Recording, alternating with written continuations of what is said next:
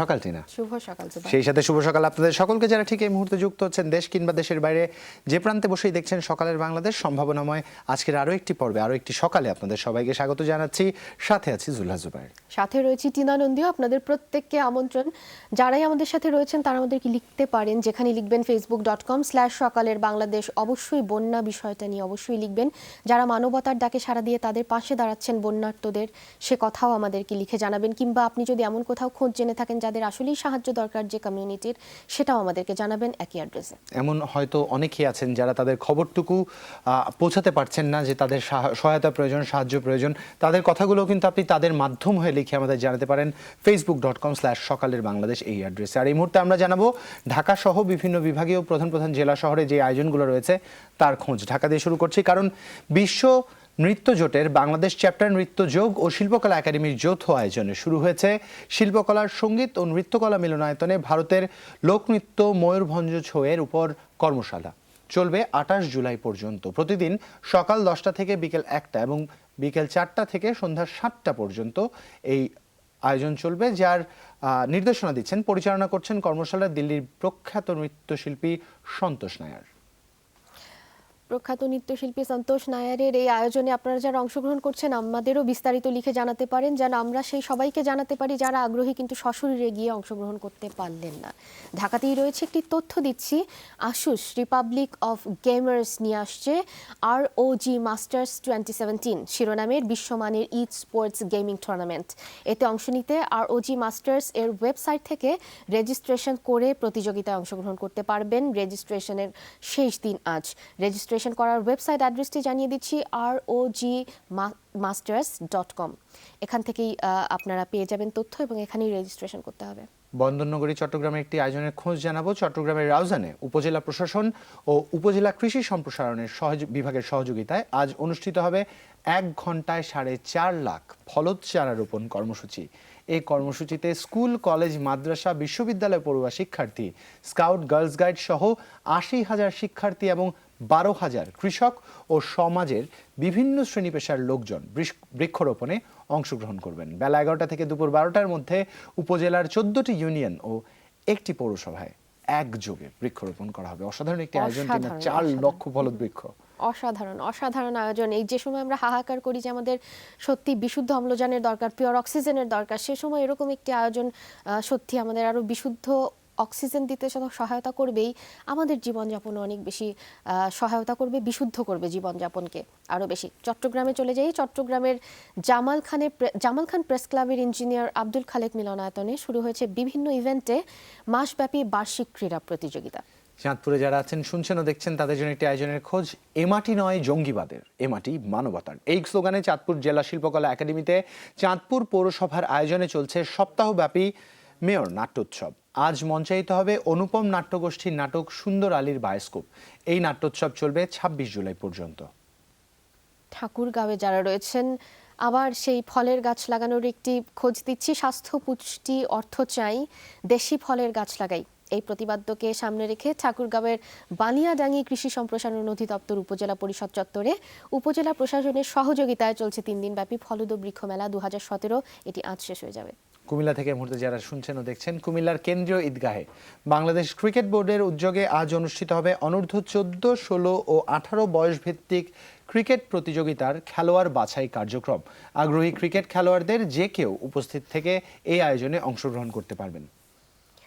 সাতক্ষীরা যারা রয়েছেন, সাতক্ষীরার কলারোয়া, কয়লা, খোর্দ ও সোনাবাড়িয়ার 4টি জোনে চলছে 3 দিনব্যাপী গ্রীষ্মকালীন স্কুল এবং মাদ্রাসা ক্রীড়া প্রতিযোগিতা, যেটি চলবে 26 জুলাই পর্যন্ত। খাগড়াছড়ি থেকে যারা দেখছেন ও শুনছেন, খাগড়াছড়ির টাউন হল প্রাঙ্গণে চলছে বৃক্ষরোপণ অভিযান ও বৃক্ষ মেলা এবং ফল প্রদর্শনী মেলা। মেলায় কৃষি সম্প্রসারণ বিভাগ, পাহাড়ি কৃষি গবেষণা কেন্দ্র, বন বিভাগ, বেসরকারি সংস্থা আনন্দ সহ 14টি সরকারি বেসরকারি প্রতিষ্ঠান অংশগ্রহণ করেছে এবং আজ কিন্তু এই আয়োজনেরও শেষ দিন। নিঃসন্দেহে সারা দেশে যে আয়োজনগুলো হচ্ছে তার খণ্ডচিত্র আঁকবার চেষ্টা করেছি মাত্র। এছাড়া আপনি আপনার এলাকার আয়োজনের খোঁজ আমাদের জানাতে পারেন।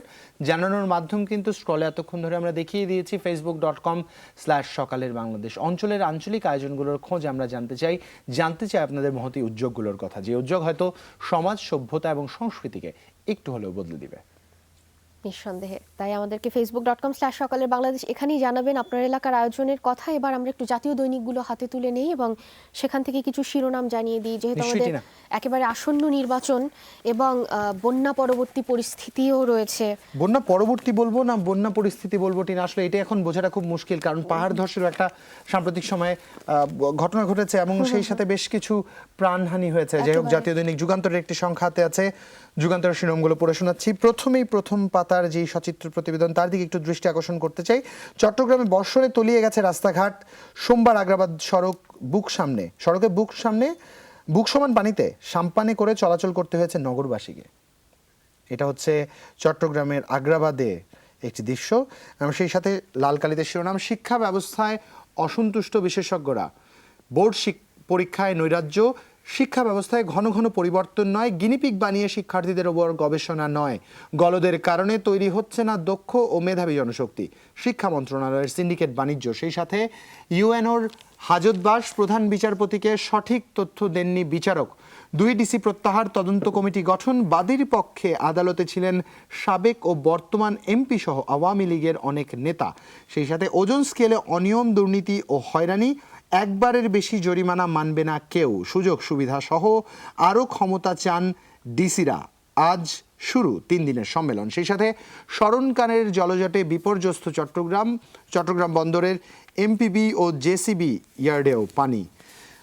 খুব দুঃখজনক সংবাদ পড়ছিলাম। সিদ্দিককে ভারতে নেওয়া হচ্ছে, মূলত টিয়ারশেল নিক্ষেপকারী 4 পুলিশ শনাক্ত। এবং শিক্ষামন্ত্রীর আশীর্বাদ, সিলেট শিক্ষা বোর্ডকে দুর্নীতির আখড়া বানিয়েছেন কিবরিয়া। আমদানি রপ্তানি সহজীকরণের সমন্বয় বাড়ানোর তাগিদ, বন্দর নিয়ে মতবিনিময় সভা। শেষ পাতায় চলে যেতে চাই অন্যান্য প্রসঙ্গের সাথে। 11,500 কোটি টাকার অনিয়ম, অডিট রিপোর্টে সরকারি প্রতিষ্ঠানের চিত্র। এখানে রাষ্ট্রায়ত্ত ব্যাংক এবং পানি উন্নয়ন বোর্ড পর্যন্ত বেশ কিছু প্রতিষ্ঠানের উল্লেখ আছে, যেখানে 8,886 কোটি টাকা থেকে পর্যন্ত আসলে দুর্নীতির একটা বা অনিয়মের অভিযোগ উঠেছে, যেখানে মিনিমাম কিন্তু টিনা আমি দেখতে পাচ্ছি পানি উন্নয়ন বোর্ডে 214 কোটি টাকা। দুঃখজনক। সেই সাথে মংলা বন্দরে অনিয়ম, পদোন্নতি জায়েজ করতে বিধি সংশোধন প্রস্তাব, তাঁতি লীগের পূর্ণাঙ্গ কমিটি নিয়েই শুরুতেই বিতর্ক। সেই সাথে ভারত যেন ঘোরের মধ্যে বাস না করে, চীনের হুঁশিয়ারি। এই ছিল আমার কাছে যুগান্তর থেকে। তবে ইন্টারেস্টিংলি টিনা এখানেও কিন্তু এসছে 57 ধারা সাংবাদিক হয়রানির জন্য নয়, প্রধানমন্ত্রীর বরাদ দিয়ে ছেপেছে এটি যুগান্তর। মন্ত্রিসভায় সিদ্ধান্ত বাস্তবায়নের হার 72%। এই ছিল আমার কাছে যুগান্তর থেকে। সমকাল এ পর্যায়ে আমার হাতে রয়েছে এবং সমকালে শুরুতেই যেটি খুললে পরে দেখতে পাবেন সেটি হচ্ছে 2 ডিসি প্রত্যাহার, তদন্ত কমিটি গঠন, যেটি হচ্ছে ইউএনও তারিক সালমানকে হেনস্থা করার যে খবরটি এসছে, অভিযোগ এসছে এবং তার যে তদন্তাধীন রয়েছে ব্যাপারটি এবং তার যে আপডেট রয়েছে, যে বিচার কার্য চলছে তারই আপডেট আমাদের কাছে রয়েছে। এবং এখানে আমার বাবা কি দুষ্টু, এটা তারিক সালমানের বাচ্চার প্রশ্ন আর কি, যে তার বাবা আসলে কি করেছে, কোন দোষে তার বাবাকে হেনস্থা করা হয়েছে, এবং বাকিটা বিস্তারিত পড়লে আপনারা জানতে পারবেন। আর যে 2 ডিসিকে প্রত্যাহার করা হয়েছে, বরিশালের ডিসি এবং বরগুনার ডিসি, দুজনের ইনসাইটে ছবি দেওয়া রয়েছে। চট্টগ্রাম বন্দরের সমস্যা সমাধানে 20 সিদ্ধান্ত, সভায় ক্ষোভ প্রকাশ করলেন ব্যবসায়ীরা। এটি আরেকটি শিরোনাম এবং সচিত্র প্রতিবেদন। এটি একটি যেটি ভারী বর্ষণ এবং জোয়ারের পানিতে বন্দরনগরী চট্টগ্রাম হাঁটুরও উপরে এখানে পানি পৌঁছে গেছে, এতটাই জলাবদ্ধ অবস্থা এখানে। যানজটের খবর দিচ্ছে যানজটের ফাঁদে ঢাকা, এটাও সচিত্র প্রতিবেদন এবং যেদিকে তাকালে দেখবেন শুধু গাড়ি আর গাড়ি রাস্তায়। সিটিতে নির্বাচনী আমেজ, গাজীপুর থেকে জানাচ্ছে সমকাল। আজ গাজীপুর থেকে জানানো হয়েছে আওয়ামী লীগের দুর্গ দখলে রাখতে তৎপর বিএনপি, এটি জানাচ্ছে সমকাল। এবং সিদ্দিকুর প্রসঙ্গে, সিদ্দিকুরকে পাঠানো হচ্ছে চেন্নাইয়ে, এটিও রয়েছে প্রথম পাতাতে।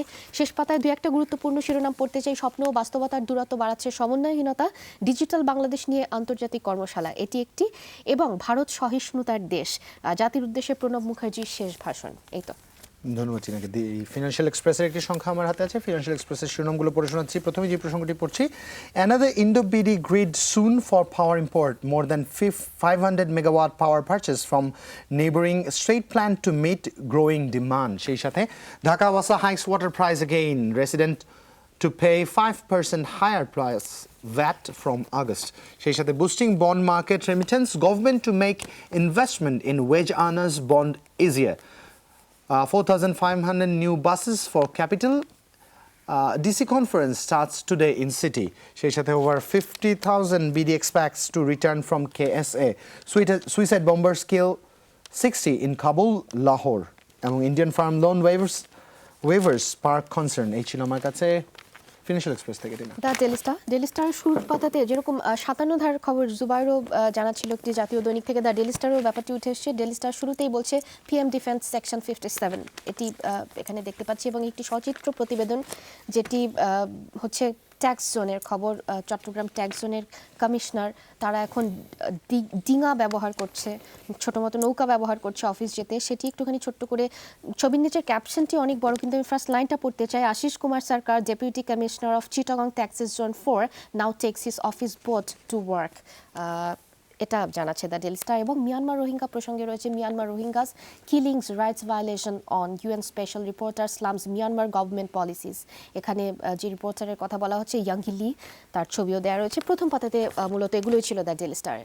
ধন্যবাদ চিরিকে। টিনা, ইন্টারেস্টিংলি একটু যুগান্তরের একটি প্রতিবেদন, মূল প্রতিবেদন যেটি তা একটু দর্শকদের সামনে তুলে আনতে চাই। শিক্ষা ব্যবস্থা অসন্তুষ্ট বিশেষজ্ঞরা, যেখানে বোর্ড পরীক্ষায় নৈরাজ্যের কথা বলা হচ্ছে। এখানে 4টি পয়েন্ট কিন্তু আমরা দেখেছি, যেখানে সব মিলিয়ে যদি একটু সার্বিকভাবে আমরা পুরো প্রতিবেদনটিতে যে বিষয়টি আসছে তা একটু সামারাইজ করতে চাই, তবে এখানে যেটা আমরা দেখতে পাবো যে বারবার করে যে আমাদের পদ্ধতিগত পরিবর্তন আনা হচ্ছে, সেই সাথে শিক্ষার্থী এবং শিক্ষকেরা অভ্যস্ত হয়ে ওঠার যে বিষয়টি, হয়তো পর্যাপ্ত সময় পাচ্ছে না, তারা কিছুটা প্রশ্নবিদ্ধ। এবং সেই সাথে বিশেষজ্ঞদের বরাদ দিয়ে যুগান্তর যেটি ছেপেছে যে যেহেতু তারা অসন্তুষ্ট, এর পিছনে প্রধান কারণ বলা হয়েছে যে শিক্ষাক্ষেত্রে মানোন্নয়নের জন্য যে পরিমাণে বরাদ্দ হচ্ছে, সেই বরাদ্দে কেবলমাত্র অর্থেরই অপচয় হচ্ছে। এবং মূলত এতে আসলে দৃশ্যত কোনো পরিবর্তন আমরা দেখতে পাচ্ছি না। কারণ আমরা যদি সত্যিকার অর্থে 2012 থেকে 2017 পর্যন্ত ফলাফলের সমীক্ষাটুকু দেখি, তবে দেখব যে অবাক করে দিয়ে ঠিক এইবারই 68% কিছু বেশি পাশের হার, এবং সেই সাথে কিন্তু জিপিএ 5 কমে এসছে অনেকটা। যেখানে 2012 দিকে যদি আমরা তাকাই, এবং এটা 80 বা তদূর্ধ্ব পর্যায়ে কিন্তু গিয়েছিল আমাদের পাশের যে হারের কথা বলছি, যদি স্মৃতি আমাকে বিভ্রান্ত না করে। এবং সেই সাথে পজিটিভলি দেখলে কিন্তু বিশেষজ্ঞরা আবার এবারের ফলাফল নিয়ে সন্তুষ্টি প্রকাশ করেছেন। গতকাল কি একটা আলোচনায় শুনছিলাম যে একজন মন্তব্য করলেন যে ফলাফল বিপর্যয়, অন্য তাকে শুধরে দিলেন, না এটা ফলাফল বিপর্যয় না, এটাই যথার্থ ছিল। প্রশ্ন হচ্ছে যদি এটা যথার্থ হয় তাহলে এতদিন ধরে কি হয়ে এসছে, এটা একটা প্রশ্নের কিন্তু তৈরি করে দেয়, প্রশ্ন স্বাভাবিক আসা। সেই সাথে আরো একটা বিষয়, এমন একটা মন্তব্য এসছে যে এবার মূল্যায়ন যথার্থভাবে করা হয়েছে, খাতার প্রকৃত মূল্যায়ন হয়েছে। কিন্তু টিনা, আমরা অল্প কিছুদিন আগেই কিন্তু দেখেছি বেশ কিছু খাতা অমূল্যায়িত অবস্থায়, মানে মূল্যায়ন করা ছাড়া আমাদের হাতে এসছে। এবং সেই সাথে সবচেয়ে বড় যে বিষয়টি, প্রশ্ন হচ্ছে এখন যদি মূল্যায়ন হয় যথার্থভাবে, এতদিন ধরে আসলে কি হয়েছিল, এই যে প্রশ্নগুলো, এই যে দ্বিধাগুলো, যেহেতু আসলে শিক্ষা খাত ব্যাপারটা সেনসিটিভ, কারণ শিক্ষা খাত সবথেকে গুরুত্বপূর্ণ খাত একটি দেশের, একেবারে। তো সেক্ষেত্রে এই প্রশ্নগুলো আসবে, উত্তর হয়তো আশা করছি আমরা খুঁজে পাবো। যাই হোক, আমরা প্রথম বিরতিতে চলে যাই। যখন ফিরবো, আজ অতিথিরা থাকবেন আমাদের সাথে, আপনারাও সাথে থাকবেন। ভিন্ন রকম গল্প জানবো তাদের কাছ থেকে। স্টে টিউন, ফির চেক করি।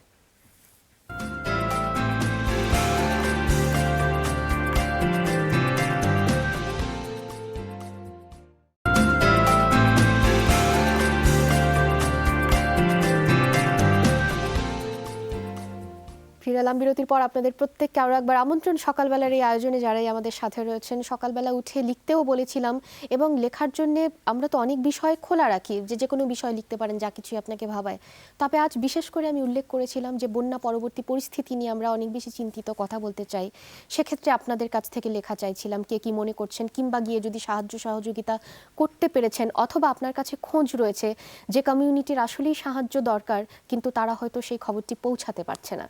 প্রকৃতি আমাদের সাথে কিছুটা বৈরী, আর হয়তো এই বৈরিতাই প্রকৃতির বর্তমান সময়ে খুব বেশি স্বাভাবিকতা। কিন্তু এই বৈরিতার মাঝ থেকে আমরা যারা জীবনকে সহজ করে, সুন্দর করে অন্য মানুষের পাশে এসে দাঁড়ানোর গল্পগুলো শুনছি, যারাই দাঁড়াচ্ছি তারাই কিন্তু অনেকের কাছে অনুকরণীয়। এমন দুজন মানুষ আজ আমাদের মাঝে উপস্থিত, যাদের সাথে পরিচয় করিয়ে দিব, যারা প্রকৃতির এই দুর্যোগপূর্ণ অবস্থার মধ্যে হতদরিদ্র মানুষের পাশে যে দাঁড়িয়েছে বানভাসী মানুষ, দাঁড়িয়েছে পাহাড় ধসে যারা ক্ষতিগ্রস্ত তাদের পাশে।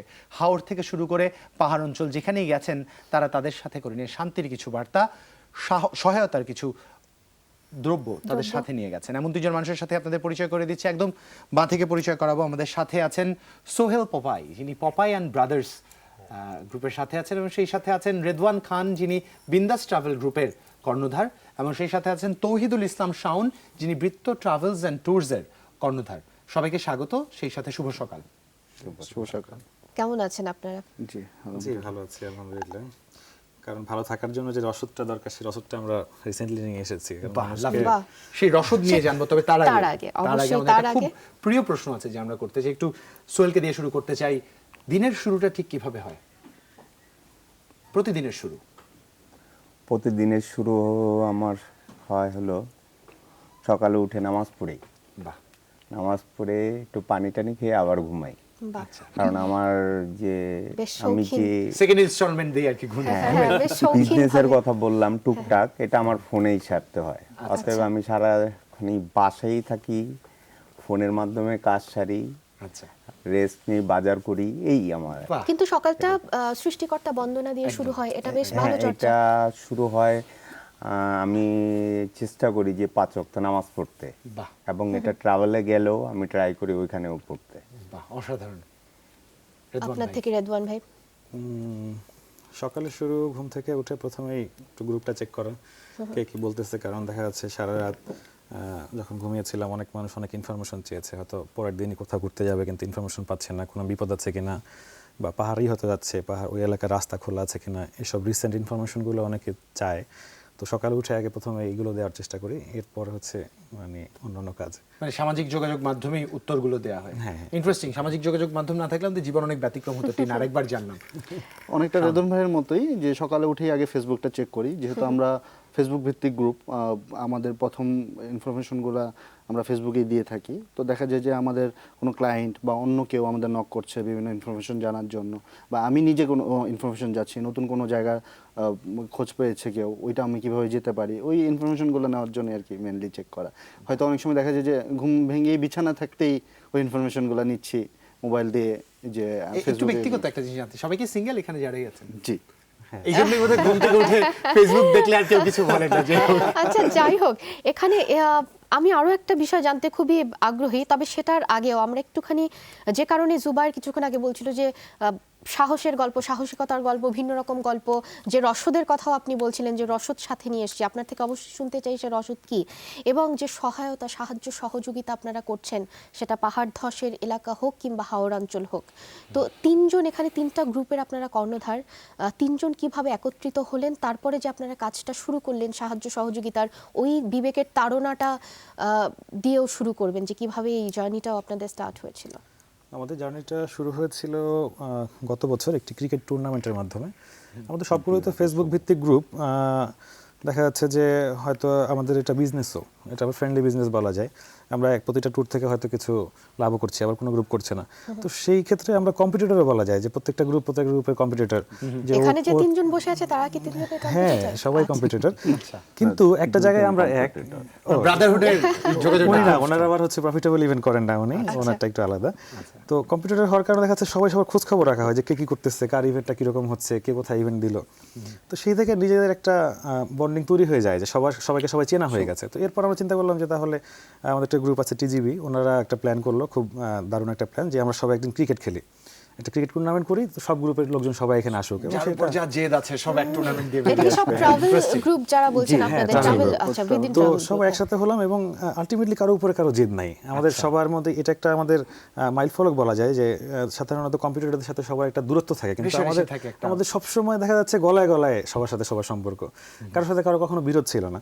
তো পরে ওই টুর্নামেন্টে খেলার পরে দেখলাম যে না, এটা তো একটা বড় কমিউনিটি, এবং এখান থেকে আমাদের কিছু করার সুযোগ আছে। কারণ আমাদের প্রত্যেকটা গ্রুপের মেম্বার 10,000, এই গ্রুপ খুব কম আছে। আমার গ্রুপের মেম্বার হয়তো 35, ভাইদের হচ্ছে 25, এরকম 75,000 এরকম। তারপরে 4 লাখ মেম্বার আছে, এরকম গ্রুপও আছে এর মধ্যে। তো দেখা যাচ্ছে যে এতগুলো মানুষ যেহেতু আছে, একদম মানুষ তো একটা পাওয়ার। তো তাদেরকে দিয়ে যদি আমরা চিন্তা করলাম যে যদি একটা কাজে 10 টাকা করে উঠানো যায়, সেটা অনেক বড় অ্যামাউন্ট। এবং যেহেতু আমরা অ্যাডমিনরা একটা পোস্ট দিলে মানুষ এটা বিশ্বাস করতেছে, হয়তো একটা অনেক বড় চ্যানেল নিউজ দিলে ওটা বিশ্বাস করবে কিনা ভাবতেছে, কিন্তু দেখা যাচ্ছে অ্যাডমিন বলেছে, তাহলে এটা ঠিক আছে, আস্থা আছে আর একটা কি আস্থা আমাদের। চলে হ্যাঁ, আসছে। এখন আমরা কিছু ক্ষেত্রে তো সামাজিক যোগাযোগের মাধ্যমে ওপরে পুরো অন্ধ একেবারে, হয়ে যাই, এবং যাই বলে তাই বিশ্বাস করি। নির্ভরযোগ্য মনে মনে করি করা শুরু অনেকটা, করি, কারণ নিশ্চয়ই। সব তথ্য অনেক আগে চলে আসে, যে যার মতামতটা স্বাধীনভাবে দিতে পারে। তো তো এই বিশ্বাসটা যেহেতু আমাদের উপরে আছে, তো সেখান থেকে আমরা চিন্তা করলাম যে কিছু করা উচিত। এবং যখন এই হাওরে জাস্ট পানি উঠে গেল এইভাবে করে, তো গতবার আমরা ছোট একটা ইনিশিয়েটিভ নিয়েছিলাম, ওটা জাস্ট আমাদের গ্রুপের পক্ষ থেকেই ছিল, তো সবাইকে নিয়েছিল না। তো এবার হচ্ছে জীবন ভাই আমাদের বৃত্তের, উনি প্ল্যান করলো যে তাহলে এবার সবাইকে নিয়ে করে। জীবন ভাই তারফিকে যেন ছিল ওই সময় না প্ল্যানিংয়ে, তো যাই হোক জিওনারি টিজিবির ইমরান তো বললো যে তাহলে এবার সবাই মিলে করি না কেন। তো যেহেতু হাওরে এত সমস্যা হচ্ছে, আর হাওরটা আমরা চিনি কেন, আমরা তো টাঙ্গুয়ার হাওরে ঘুরতে যাচ্ছি নিশ্চয়ই। এবং আমরা বলতেছি যে বিশ্বের যত জীবিকার একাংশ বা মুনাফার একাংশ হাওড় থেকেই আসছে আপনাদের ব্যবসায়িক মুনাফার। হ্যাঁ হয়তো বছরে হয়তো আমাদের 3টা বা 4টা ইভেন্ট ওখানে হচ্ছে, করছি, আর ওই যাওয়ার কারণে ওই মানুষগুলোকে আমাদের খুব চেনা, কারণ আমরা দেখে এসেছি যে এখানে ঢাকায় একটা বাড়ি থেকে একটা বাড়ির দূরত্ব কতটুকু, একটা বিপদ হলে একটা মানুষ সাহায্য করতে পারতেছে, ওখানে একটা গ্রাম থেকে একটা গ্রাম 2 কিলোমিটার 3 কিলোমিটার কমপক্ষে দূরত্ব, এবং মাঝখানে হচ্ছে পানি, মানে ছোট ছোট দ্বীপের মতো আসলে টোটালটাই দ্বীপ। এবং ওদের বাড়িগুলো হচ্ছে এই যে 3জন বসেছে না, এইটা হচ্ছে 4জন বা 5 জনের ফ্যামিলির জায়গা এতটুকু, এর মধ্যে হলো 4-5 জন থাকতেছে এরা। আচ্ছা। এবং প্রতিটা বাসার মাঝখানে হয়তো 1 হাত জায়গাও নাই যে মানুষ যাতায়াত করবে, কারণ জায়গা তো নাই ওখানে, তো টোটালটাই তো দ্বীপ। পানির উপর। পানি, হ্যাঁ। তো পরে ওদের হচ্ছে আর্নিং সোর্সটা কি তাহলে এই সময়টা, কারণ 6 মাস হলো এটা পানির নিচে থাকতেছে, অনেক ক্ষেত্রে 8 মাস। আর্নিং সোর্স হচ্ছে বছরে একটা ধান, যখন পানি নেমে যাচ্ছে ওরা হাওরে ধান চাষ করতেছে, 3 মাস পর ধানটা উঠতেছে, সেই ধানটা হচ্ছে এবার পানিতে তলে গেছে। মানে আগাম বন্যা তার মানে হয়েছে। একমাত্র যে উপায় তাদের জীবিকা নির্বাহ করার ছিল, ওটাও পানিতে এটাই তলিয়ে চলে গেল। তাহলে এই মানুষগুলো মানে পুরোটা বছর বাঁচবে কিভাবে? এবং জানেন যে টাঙ্গুয়া হাওরে কিন্তু মাছ ধরাও নিষিদ্ধ, ওখানে যে মাছ ধরবে সেই সুযোগটাও নাই। এরপরে এটার সাথে সাথে নিচে যে ধানগুলো ছিল, ধানগুলো পচে যত মাছ ছিল সব মাছ মারা গেল, এবং গবাদি পশুগুলো যখন ওই পচা ঘাস খেয়েছে বা ওই পানি খেয়েছে, তখন গবাদি পশুগুলো মারা গেল, হাঁসগুলো মারা গেল। বিপর্যয় যাকে বলে। মানে একেবারে। এর চেয়ে বেশি আর কি হতে পারে এদের জন্য কষ্টের। তো পরে আমরা এটা নিয়ে শুরু করলাম যে দেখি কি করা যায়। তো আমরা সবাই গ্রুপ থেকে ইভেন্ট ক্রিয়েট করলাম, যেটার জন্য কিছু করতে হবে, এবং আমাদের মেম্বাররা মানে আমাদের চেয়ে বেশি অ্যাক্টিভ। এরা তো মানে ইভেন্ট তাড়াতাড়ি দিচ্ছেন না কেন, ঠিক আছে, আমরা হেল্প করতে চাই, আপনারা কেন আমাদেরকে সেই সুযোগটা দিচ্ছেন না। তো এরপর সবাই মিলে শুরু করলাম কাজ। আপনাদের এই সবাই মিলে বলতে মানে মেম্বার যারা এত হাজার, যেটা মেনশন করলেন, সারা বাংলাদেশ থেকে? সবাই বলতে এখন বুঝাচ্ছি হলো যে আমরা যে না না, গ্রুপগুলা, ওটাই বললাম যে সারা সারা বাংলাদেশ। বাংলাদেশের যে কোনো প্রান্ত শুধু থেকে। বাংলাদেশ না, তো একদম ওয়ার্ল্ডে, যেহেতু ফেসবুক ফেসবুক আমার সবাই মনে হয় সব আমি আর টিনা একটু কৃতজ্ঞতা জানতে চাই সেই সকল মেম্বারদের প্রতি, একেবারে তারাই তাগাদা দিয়েছেন, তাগাদা নিঃসন্দেহে। দিয়ে মানুষকে সহায়তার জন্য এগিয়ে এসেছেন। কৃতজ্ঞতা আপনাদের সকলের প্রতি যারা আসলে এই অ্যাডমিনদেরকে একটু হলেও প্রেশারাইজ করেছেন, মানসিকভাবে চাপ দিতে সক্ষম হয়েছেন, যে কারণে হয়তো হাওড়বাসীর পাশে যে দাঁড়ানোর সুযোগ হয়েছে। কিংবা সাম্প্রতিক সময় একটু শুনবো 20-21 তারিখে যদি ভুল না করি, আপনারা পাহাড় ধসে যারা 21 এবং 22 তারিখ। 21 তারিখে পাহাড় ধসে যারা ক্ষতিগ্রস্ত হয়েছেন তাদের সাহায্য করতে গিয়েছিলেন। জি, মানে হাওরের বিষয়টা যখন আমরা দেখলাম যে হাওরে আমরা যাচ্ছি, ঠিক মানে যাওয়ার 2-3 দিন আগে পাহাড় ধস হয়েছে। তো তখন আসলে মানে এমনও কথা এসেছে মেম্বার বা অনেকের কাছ থেকে যে আমরা ওই টাকাটাই কি পাহাড়ে দিয়ে দিব কিনা, বাট আসলে আমাদের সবাইকে অলরেডি টোকেন দিয়ে দেওয়া হয়েছে, এবং ওদের ঈদের খুশি জন্য আমরা সেমাই এগুলো কিনে ফেলেছিলাম, যে ওই টাকাটা আসলে দেওয়াটা টাফ হয়ে যাচ্ছিল। মানে তা কি আমরা করবো? আমরা একটা কি আমরা করব শেষ যে করতে না করতে আরেকটা আমরা তো বিপর্যয় আসলে চলে ওইভাবে এসেছে। আমরা সোশ্যাল ওয়ার্কারও না যে আমরা প্রতিনিয়ত সবার সাথে যোগাযোগ, আমরা ট্রাভেল গ্রুপ ঘুরি, আমরা আসলে মানুষের জন্য কিছু কাজ করার চেষ্টা করি। তো যখন দেখলাম যে না আসলে না ওদের জন্য কিছু করতে হবে, তখন আমরা ডিসিশন নিলাম না এটা আগে করে আসি, যে হাওরটা আমরা শেষ করে আসি, আমরা এসে এটা নিয়ে উদ্যোগ নিব। তো আমরা তখনই আসলে উদ্যোগ নিয়ে নিই যে হাওর ওইখান দিয়ে দিচ্ছে, আর ঢাকায় যারা আমরা ছিলাম তো তারা হচ্ছে আমরা ইভেন্ট ক্রিয়েট করি আবার নতুন করে। হাওরেরটা আসলে ছিল আমাদের ইভেন্টটা এরকম যে বাঁচাবো হাওর বাঁচাবো মানুষ, আর পাহাড়েরটা আমরা দিয়েছিলাম যে কাছে পাহাড় কাছে মানুষ। তো তখন আমরা পাহাড়ের ইভেন্টটা আমরা হাওরে প্রায় 10.5 লাখ টাকার ত্রাণ সামগ্রী দিয়েছি বিভিন্ন 905টা পরিবারকে, আর কিছু পরিবারকে আমরা নৌকা কিনে দিয়েছি, কিছু শাওন, আমরা এটা একটু বিস্তারিত জানতে চাই, ঠিক আছে? একেবারে। পুরো গল্পটা একটু বিস্তারিত জানতে চাই, তবে নিঃসন্দেহে তার আগে একটা বিরতি থেকে আমাদের ফিরতে হবে। বিরতি নিয়ে ফিরছি আবার আপনাদের কাছে। দর্শক সাথেই থাকবেন, আপনারা বিরতির পরে ফিরছি।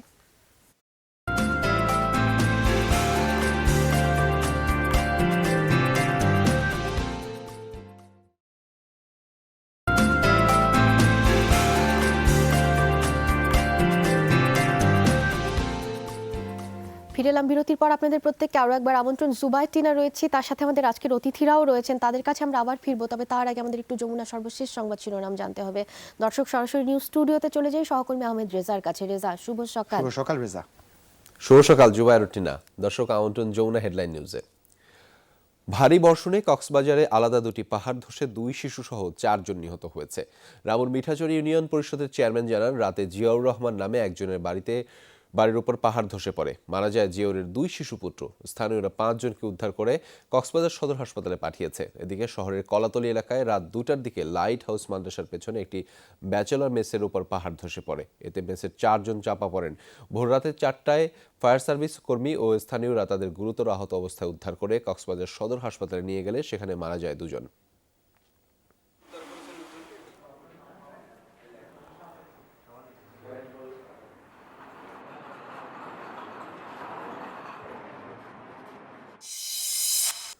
আজ ভারতের 14তম প্রেসিডেন্ট হিসেবে দায়িত্ব গ্রহণ করবেন রামনাথ কোবিন্দ। সকালে রাজঘাটে মহাত্মা গান্ধীর সমাধিতে পুষ্পস্তবক অর্পণ দিয়ে শুরু হবে আনুষ্ঠানিকতা। 71 বছর বয়সী নতুন প্রেসিডেন্টকে শোভাযাত্রা সহকারে আনা হবে পার্লামেন্ট ভবনে। এরপর সোয়া 12টায় পার্লামেন্টে তাকে শপথ পড়াবেন প্রধান বিচারপতি JS খেয়ার। আনুষ্ঠানিকভাবে দায়িত্ব গ্রহণের পর নতুন প্রেসিডেন্টের সম্মানে 21 বার তোপধ্বনি করা হবে। রামনাথ কোবিন্দের অভিষেক ভাষণ এবং প্রণব মুখার্জির সাথে আসন পরিবর্তনের মধ্য দিয়ে শেষ হবে আনুষ্ঠানিকতা।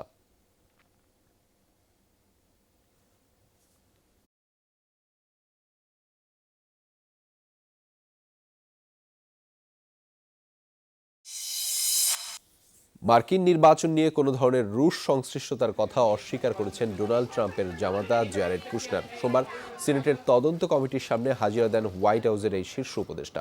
এক বিবৃতির মাধ্যমে তিনি জানান, তিনি বা ট্রাম্পের প্রচার দলের কেউই নির্বাচন বিষয়ে রুশ কর্মকর্তাদের সঙ্গে আলোচনা করেনি। কোনো ধরনের অনৈতিক যোগাযোগও তার ছিল না।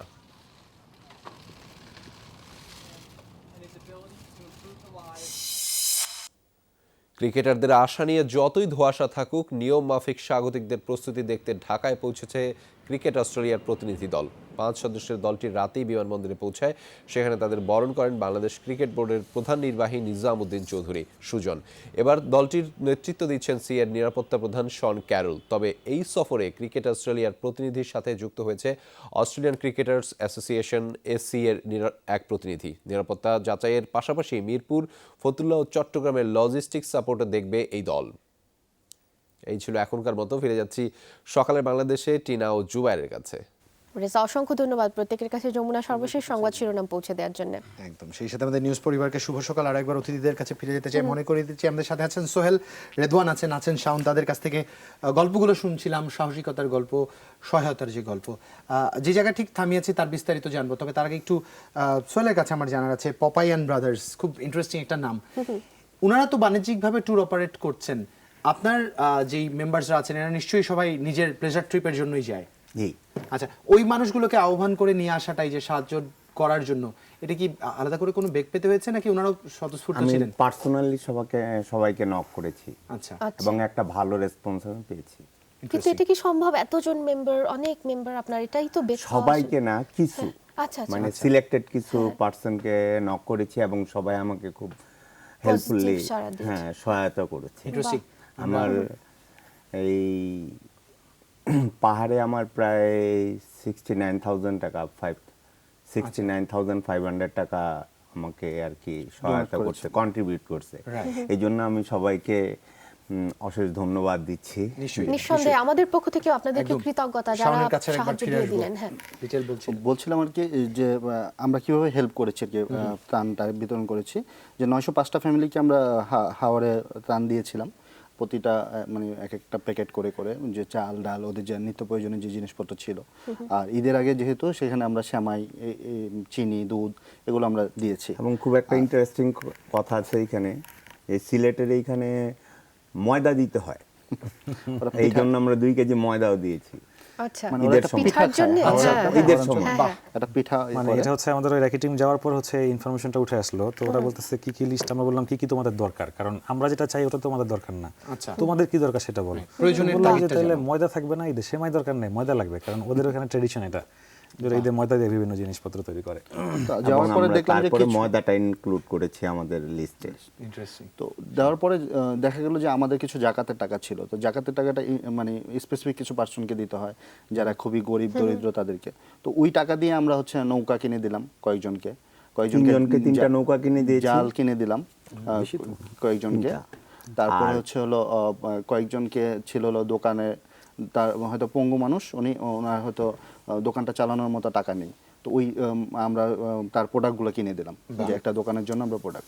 তো এটা ছিল আমাদের পাহাড়ে মানে আরেকটা ইন্টারেস্টিং হাওড়ের জিনিস কিনে দিয়েছি, সেটা হলো 1500 কিরণমালা। কিরণমালা। কিরণমালা এটা হলো এক ধরনের জাল আর এটা কি কি। জিনিস? এটা আচ্ছা, হলো এক ধরনের জাল, এটা সিলেটে আর কি খুব প্রচলিত। মানে এবছর মাত্র প্রচলন হয়েছে এটা। এই আচ্ছা। ছোট ছোট চাই চেনা আছে তো? চাই। মাছ ধরার যে চাই, এটা হচ্ছে জাস্ট চাই, এরকম ছোট ছোট। জাস্ট এখন হচ্ছে হাওড়ে আর কোনো মাছ তো নেই, এখন হচ্ছে চিংড়ি মাছ। চিংড়ি প্রচুর মাছের পরিমাণে। জন্য। আচ্ছা। এবং হাওড়ের লোকজন বলছে যে আল্লাহ হয়তো আমাদের ধানটা কেড়ে নিছে, কিন্তু চিংড়ি মাছটা দিছে, এবং এত পরিমাণ চিংড়ি মাছ খুব কম হয়েছে হাওড়ে, এই পর্যায়টা হচ্ছে আর কি। এবং এটা ধরার জন্য হচ্ছে ওই কিরণমালা চাইটা বেশ। তার মানে ওই যে প্রকৃতি কোনোভাবে নিলে তার Balance করে দেয় একেবারে কোনোভাবে ঠিক সেটা ফিরিয়ে দেয়, শুধুমাত্র দেখার অপেক্ষা যে আসলে কোথায় রয়েছে, কোথায় দিব। এবং আপনাদেরকে বারবার করে ধন্যবাদ দিলেও হয়তো শেষ হবে না। আপনারা এবং এরকম বাংলাদেশে যারাই রয়েছেন, যেরকম বিপদ দেখে আমাদের যেটুকুনি সাধ্য তার মধ্যে ছুটে গিয়ে তাদের পাশে দাঁড়ানো এবং উত্তরণের একটা নিজের জায়গা থেকে চেষ্টা করা।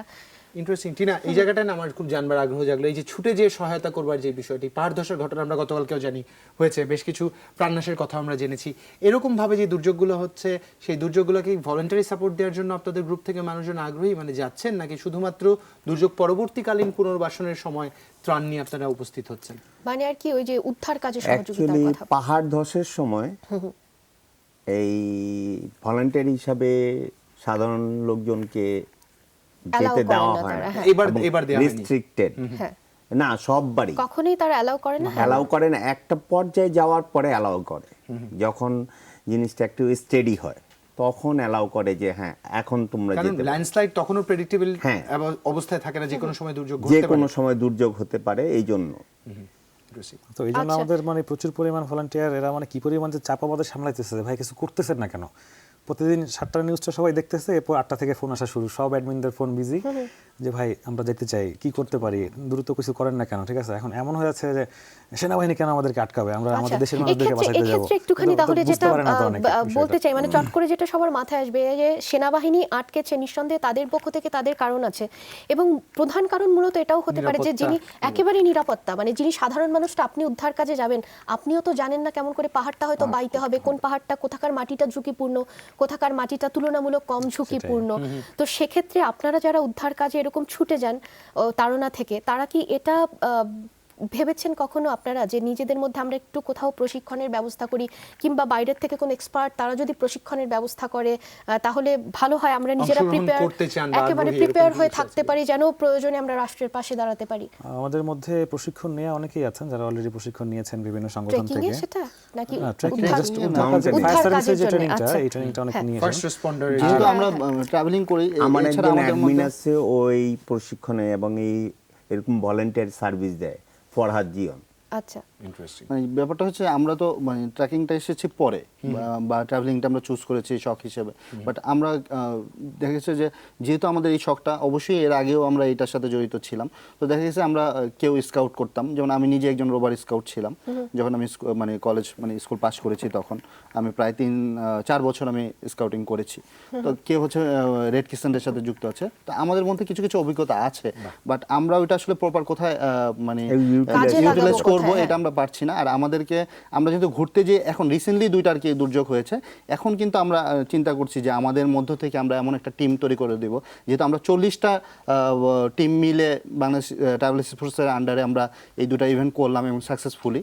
তো আমাদের আসলে এখন ইচ্ছা আছে যে আমরা একটা মানে আমাদের মধ্যে থেকে একটা টিম করব, যে যারা কিনা আসলে রেস্কিউ টিম হিসেবে কাজগুলো করবে। ইন্টারেস্টিং নিক, আপনাদের সাথে ইনফরমেশন শেয়ার করতে চাই। সাম্প্রতিক সময়ে আমরা জানি কুইন্স এলিজাবেথের যে অ্যাওয়ার্ডটা পেয়েছে, এর মধ্যে একজন কিন্তু ঠিক এরকম একটা ক্যাম্প রান করছে, যদি আমাকে আমার স্মৃতি বিভ্রান্ত না করে, তাই। রাহাতের কথা বলছি, বলতো রাত ক্রিটিক্যাল লিঙ্ক নামে এরকম একটা অর্গানাইজেশন রান করে, যেখান থেকে আসলে কুইক রেসপন্ডারদের ট্রেন করা হয়। নিশ্চয়ই আপনারা সময় সুযোগ করে ওনার সাথে যোগাযোগ করার চেষ্টা করছি আমরা। আর আমরা তো ঢাকার বাইরেই ছিলাম, আজকে প্রায় 7 দিন পরে আসলাম ঢাকাতে, কারণ ওখানে ত্রাণ দেওয়া শেষে ওই এলাকায় ভিজিটে গিয়েছিল আমাদের আরেকটা টিম, কেউ হয়তো হাওড়ে গিয়েছিল, আবার কি অবস্থা মনিটর করার জন্য এক একজন এক এক জায়গা থেকে আসা। আমি সাজেক থেকে আসলাম মাত্র, এই আর কি। তো আমরা চেষ্টা করতেছি ওনাদের সাথে যোগাযোগ করার জন্য, এবং যোগাযোগ করে আমরা অচিরেই হয়তো একটা এরকম রেস্কিউ টিম তৈরি করে ফেলবো। কারণ হাওড়ে তো আমাদের রেস্কিউ টিম দরকার হয় না, কারণ হাওড়ে হচ্ছে ত্রাণ দিতে গিয়েছি, আমরা শুধু এখানে দেখেছি সাঁতার পারে কিনা, যে সাঁতার পারে তাহলে ওকে, আর সাঁতার না পারলে লাইফ জ্যাকেটটা সাথে নেওয়ার জন্য এই।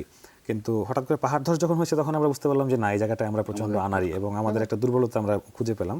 এবং যখন সবাই যেতে চেয়েছে যে সেনাবাহিনী কেন যেতে দিবে না, তারা প্রচন্ড রাগ। আমি বললাম যে না, এটা সেনাবাহিনী কেন যেতে দিচ্ছে না, যথার্থ কারণ কারণে এবং তুমি এই তো যে আহত হতে পারো গিয়ে। একেবারে এই যে রিসেন্ট আমরা যে মৃত্যু এবং নিখোঁজের সংবাদ জানি, সেখানেও কিন্তু উদ্ধারকারী একেবারেই এই একদম কারণটাও এই কাছাকাছি ছিল যে তাদের বারণ করা হয়েছে তবু তারা গেছে। হ্যাঁ, এবং এরকম হ্যাঁ, হচ্ছে।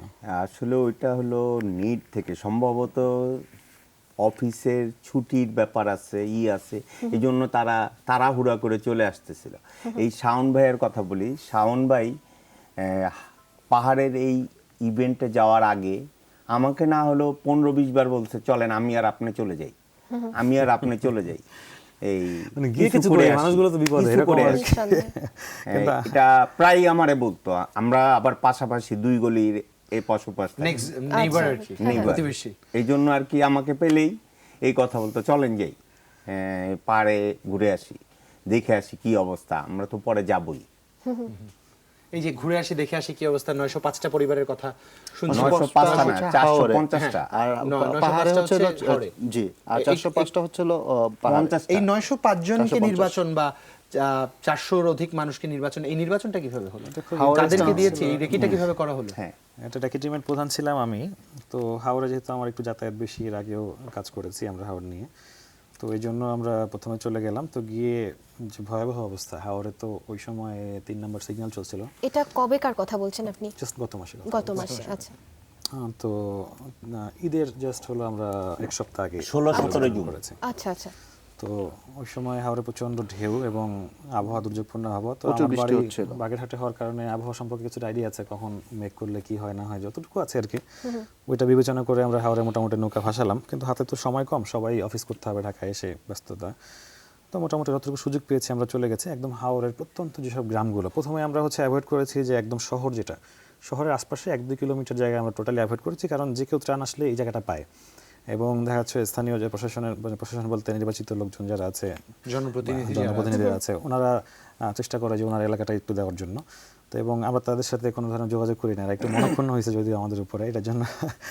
কিন্তু আমরা চেয়েছি যে একদম রিয়েল নিড, যার যে মানুষটা কিছু পায় নাই সেই মানুষটার হাতে একেবারে পৌঁছানোর ভেতরে জন্য। যেখানে ত্রাণ পৌঁছায় এবং না। এমন হয়েছে যে আমরা ওখান থেকে প্রায় 4 ঘন্টা ট্রলার চালিয়েছি একটা পরিবার খুঁজে বের করার জন্য, কারণ কেউ হয়তো বলেছে যে ওই জায়গায় একটা পরিবার আছে একটু নিশ্চয়। এবং গিয়ে দেখলাম আলটিমেটলি ওর বাড়ির 5 কিলোমিটারের মধ্যে কোনো বাড়িঘর নেই, এবং আঙ্কেল আন্টি 2জন এক রুমে থাকতেছে, আর ওর ছেলে আর ছেলের বউ এক রুমে থাকতেছে।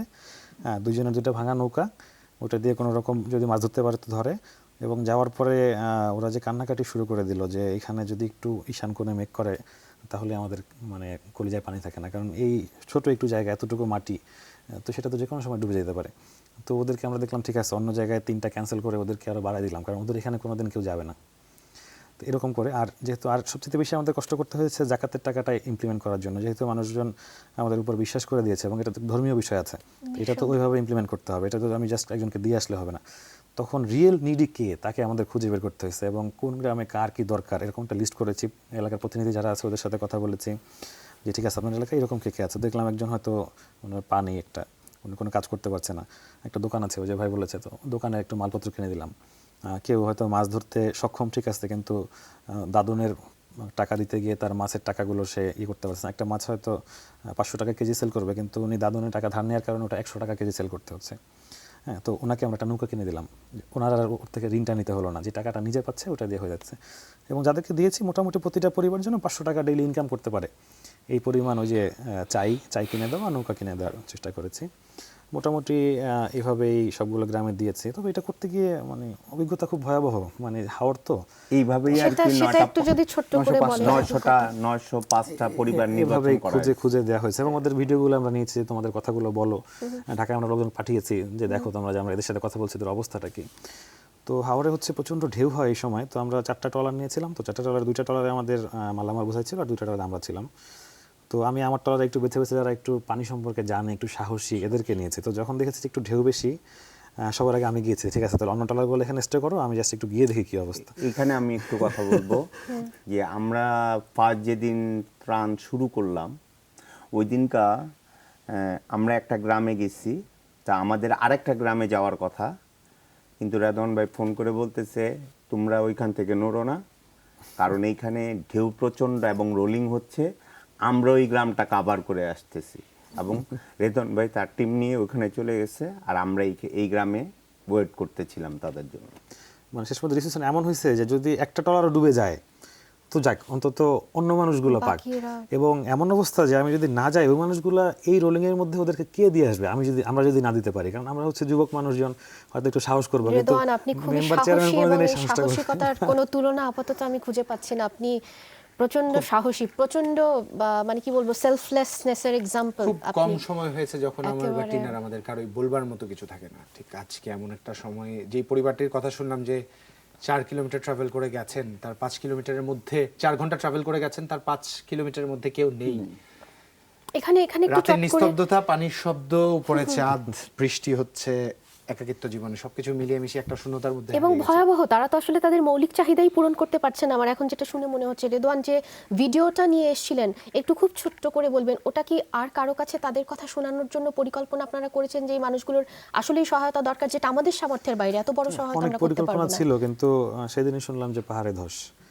তো টোটালি প্রজেক্টটা ক্লোজ করে দিয়ে আমাদের পাহাড়ের আবার দিকে ছুটতে পাহাড়ের হয়েছে। দিকে এবং আমাদের মেম্বারদেরকে আমরা টেনশন করেছিলাম যে এতগুলো টাকা তুলেছি, মানে আমরা তো একেবারে বলতে গেলে ভিখারির মতো হাত পেয়েছি মানুষের কাছে, এবং বলেছি যে 100 টাকা দেন, ঠিক আছে, না দিলে 50 টাকা দেন অন্তত। এটা আমাদের, এবং আমাদের প্রচুর মেম্বার 50 টাকা পাঠিয়েছে বিকাশে। আমরা আমি এরকম একটা হয়েছে কথা যে বলতে গ্রুপগুলোতে আমরা পোস্ট করেছি যে যেহেতু এতগুলা মেম্বার আপনারা যদি 10 টাকা বা 5 টাকা করে দেন তাহলে কিন্তু অনেক টাকা। জি। তো দেখা গিয়েছে সবাই রেসপন্স না করলেও আমার কিছু কিছু মানুষ এখানে রেসপন্স যেমন ছোট্ট পপাই করে। গ্রুপের যে মেন অ্যাডমিন জি, বিলাস ঠাকুর, ও একটা প্রজেক্ট করেছিল 10 টাকার প্রজেক্ট, এবং 10 টাকার এই প্রজেক্টে মোটামুটি প্রায় 4-5 হাজার টাকা উঠছে। বাহ, অসাধারণ একটা অসাধারণ। একটা আমাদের সুন্দর ঘটনা আছে, সেটা হচ্ছে যে আমাদের যারা হয়তো একটু সিগারেট টিগারেট খাচ্ছে বা এরকম যারা আছেন, এর মধ্যে একজন আছেন, উনি হচ্ছে একটি সাদা তহবিল তৈরি করলেন। যে রেদন ভাই, আমার তো টাকা পয়সা ভাবে দেওয়ার ক্ষমতা নেই, কিন্তু সিগারেটটা তো আমি ডেইলি খাই, তো আমি একটা সাদা তহবিল করলাম। মানে উনি হচ্ছে ওই সাদা তহবিলে সে জাস্ট টাকাটা জমাবে, প্রতিদিন উনি 2টা সিগারেট করে কম খাবে, এবং সেই টাকাটা তিনি জমেছে, ওনার অ্যামাউন্টটা প্রায় 1700 টাকা উনি আমাদেরকে আসলে donate ছোট করেছেন। ছোট টাকাগুলো জমেই অনেক। আপনাদের সময়টা আমাদের আর নেই, আপনাদের জন্য শুভকামনা থাকলো, শুধুমাত্র ধন্যবাদ নয়, আপনাদের প্রতি কৃতজ্ঞতাও থাকলো নিশ্চয়ই, এই সাহসী আপনাদের- লোকগুলোর প্রতি, যে আপনারা এভাবে করে রেকি করে খুঁজে খুঁজে বের করে, মানে শুধুমাত্র ত্রাণের নামেই ত্রাণ দিয়ে দায় সারছেন না। একদম।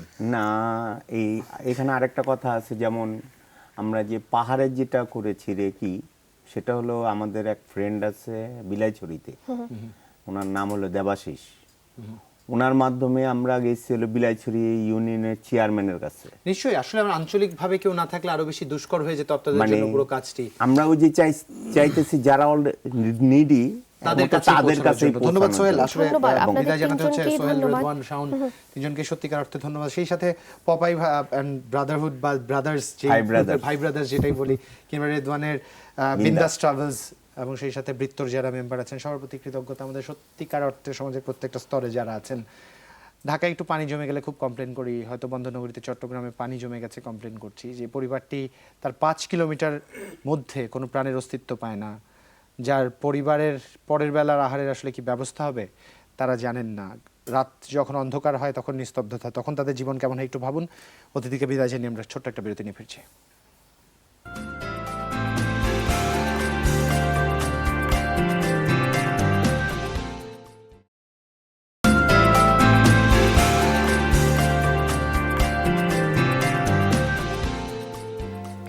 বিরতির পর আপনাদের প্রত্যেককে আমন্ত্রণ। কথা বলছিলাম বন্যা পরবর্তী পরিস্থিতি, এমনকি এখনো তো বৃষ্টি হচ্ছে, তো সেখানে আশঙ্কার কতটা জায়গা তৈরি হয়েছে, আদৌ তৈরি হয়েছে কিনা, একটু আবহাওয়া বার্তায় বিস্তারিত জেনে নিতে জুবাইরের কাছে চলে যাচ্ছি। জুবাইর। ধন্যবাদ টিনা। আসলে টিনা, যেমনটি করে আমরা শুনছিলাম, সেই সাথে একটু বলতে চাই, মৌসুমী বায়ু কিন্তু বাংলাদেশের উপর সক্রিয় এবং উত্তর বঙ্গোপসাগরে প্রবল অবস্থায় রয়েছে। আর তাই বরিশাল, সিলেট ও চট্টগ্রাম বিভাগের অধিকাংশ জায়গায় এবং ময়মনসিংহ, রংপুর, ঢাকা, রাজশাহী, খুলনা বিভাগের কিছু কিছু জায়গায় অস্থায়ী দমকা হাওয়া বা ঝোড়ো হাওয়া সহ হালকা থেকে মাঝারি ধরনের বৃষ্টি অথবা বজ্রসহ বৃষ্টি হওয়ার সম্ভাবনা রয়েছে। সেই সাথে দেশের কোথাও কোথাও মাঝারি থেকে অতি ভারী বর্ষণও হতে পারে।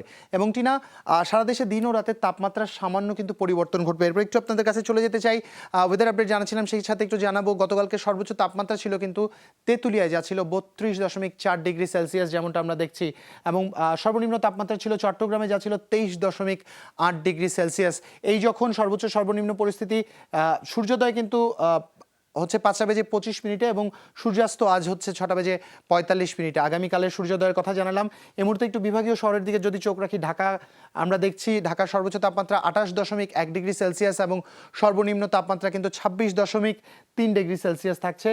এবং চট্টগ্রামের দিকে যদি যাই, সর্বোচ্চ 26.3 ডিগ্রি সেলসিয়াস এবং সর্বনিম্ন 23.8 ডিগ্রি সেলসিয়াস তাপমাত্রা থাকছে। একটু রাজশাহীর দিকে চোখ রাখলে আমরা দেখব সর্বোচ্চ 27.8 ডিগ্রি সেলসিয়াস এবং সর্বনিম্ন কিন্তু 25.5 ডিগ্রি সেলসিয়াস তাপমাত্রা আমরা দেখতে পাচ্ছি। রংপুর বিভাগে যদি আমরা একটু চোখ রাখি, তবে সেখানে দেখব সর্বোচ্চ 31.2 ডিগ্রি সেলসিয়াস এবং সর্বনিম্ন কিন্তু 25.7 ডিগ্রি সেলসিয়াস তাপমাত্রা থাকবে। এবং এর পরবর্তী বিভাগে আমরা খুলনার দিকে যদি চোখ রাখি, দেখব সর্বোচ্চ 27.4 এবং সর্বনিম্ন কিন্তু 25.5 ডিগ্রি সেলসিয়াস। পরবর্তী বিভাগ বরিশাল, যেখানে সর্বোচ্চ 26.8 এবং সর্বনিম্ন কিন্তু 25.5 ডিগ্রি সেলসিয়াস তাপমাত্রা থাকবে। এবং সর্বশেষ সিলেটের দিকে যদি আমরা চোখ রাখি, যেখানে কিছুক্ষণ আগে হাওয়ার পরিস্থিতির কথা শুনছিলাম আমরা, সর্বোচ্চ 28.3 ডিগ্রি সেলসিয়াস এবং সর্বনিম্ন কিন্তু 25.5 ডিগ্রি সেলসিয়াস তাপমাত্রা থাকবার সম্ভাবনা রয়েছে। এই যখন পরিস্থিতি, এতটুকু আশা করতেই পারি টিনা যে খুব সহসা যে বৃষ্টি এবং আমরা যে প্রশ্নবিদ্ধ অবস্থার মধ্যে দিয়ে যাচ্ছি, প্রকৃতি আসলে ঠিক কেমনটা পরবর্তীতে আচরণ করবে সেই অবস্থা থেকে আমরা হয়তো কিছুটা মুক্তি পাবো। বানভাসী যে মানুষগুলো কিছুটা করে স্বাভাবিক জীবনে ফেরার চেষ্টা করছিলেন, তাদের স্বাভাবিক জীবনে ফেরার যে প্রয়াস তা অব্যাহত থাকবে। আর যারা সহায়তার জন্য এগিয়ে গেছেন, তারা প্রাণপণে এগিয়ে আসবেন এই বানভাসী মানুষ এবং দুর্যোগপূর্ণ অবস্থায় যারা ক্ষতিগ্রস্ত, তাদের সহায়তা এগিয়ে আসবার জন্য। টিনা, নিঃসন্দেহে জুবায়ের থেকে আপনারা শুনে নিলেন বিস্তারিত, সেই মতন করে প্রস্তুতিটাও রাখবেন, এটা প্রত্যেক দিন বলি। যাই হোক, আজ এই মুহূর্তে রুবেল ইসলাম, আপনাকে ধন্যবাদ জানাচ্ছি, কারণ অবসরে শিরোনামে রাজশাহী থেকে যে ছবিটি আপনি তুলেছেন, এটি এই মুহূর্তে দেখিয়ে দিতে চাই আপনাদের।